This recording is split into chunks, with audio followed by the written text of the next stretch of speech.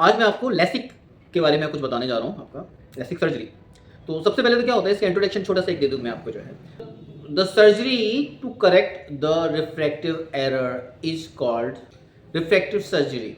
Patient selection, 18 साल से पहले कोई भी पेशेंट कोई भी कॉन्टैक्ट नहीं कर सकता है बिना without consent of his parents. माता पिता अगर चाहते हैं 18 साल से पहले अगर बच्चे की आंखों की सर्जरी, रिफ्रैक्टिव सर्जरी अगर कराना चाहते हैं तो करा सकते हैं। उससे पहले न तो एडवाइजेबल है और न करानी चाहिए, ठीक है।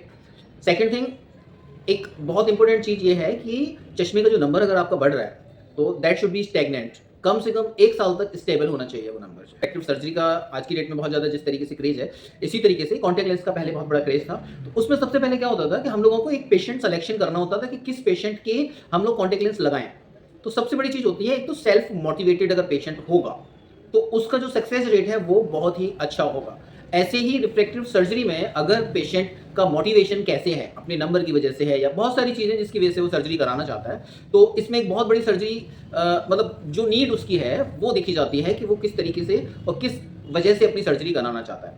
आजकल लड़कियां कॉस्मेटिकली जो चश्मा नहीं लगाना चाहती हैं वो जा सकती हैं या जाती हैं मोस्टली सर्जरी की तरफ। नंबर 2, जिनकी नंबर बहुत ज़्यादा हाई होता है आपका जो है, वो लोग सर्जरी की तरफ चले जाते हैं। नंबर 3 क्या होता है, जैसे मान के चलिए कि पहले जो कॉन्टैक्ट लेंस लगा रहे थे, डॉक्टर ने बोल दिया कि भाई आपको अब कॉन्टैक्ट लेंस आप जो है अब नहीं लगा सकते हैं। तो कॉन्टैक्ट लेंस इंटॉलरेंस जिन पेशेंट्स के होती है तो they can also go for refractive surgery.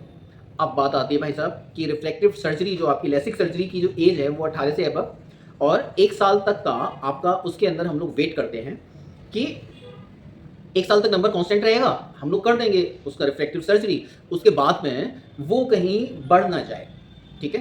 क्यों? अच्छा, एक बहुत बड़ा क्वेश्चन आपके दिमाग में ये रहता होगा कि मान के चलिए, और एक इसका ड्रॉबैक भी क्या है पता है आपको, आपका अगर 4 नंबर है, कितना नंबर है, 4 नंबर है, आपको रिफ्रैक्टिव सर्जरी करानी है आपकी, तो 4 नंबर आपका, अगर 4 नंबर की बजाय अगर 5 नंबर कम हो गया तो आपको प्लस का नंबर लगाना पड़ जाएगा, क्योंकि पहले तो माइनस का पहन रहे थे, अब 1 नंबर और एक्स्ट्रा कम कर दिया उसका, तो आपको 1 नंबर का चश्मा फिर भी लगाना पड़ेगा।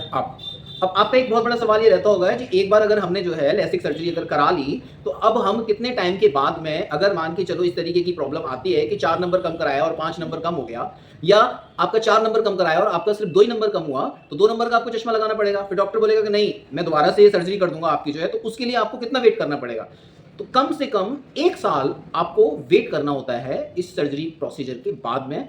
उसके बाद में वो आपका नंबर जो है, अगर ताजी समझ में आ रहा है तो कुछ लोग कर देते हैं, लेकिन उसमें प्रॉब्लम बहुत बड़ी होती है क्योंकि वो फ्लैप वाला किया है या कौन सा किया है वो डिपेंड करता है।